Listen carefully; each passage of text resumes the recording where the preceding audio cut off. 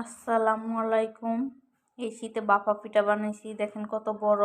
জীবনে ফার্স্ট এত বড় বাফা পিঠা বানাইছি। এখন এটা কেটে খাবো। এখন আমি পিঠাটা কাটবো, সুন্দর করে কেকের মতো করে কাটবো।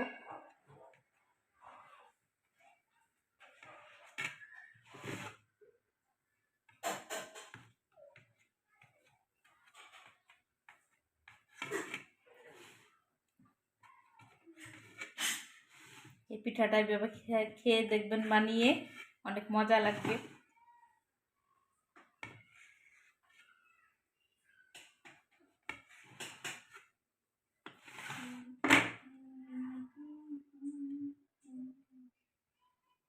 যে পিঠাটার ভিতরে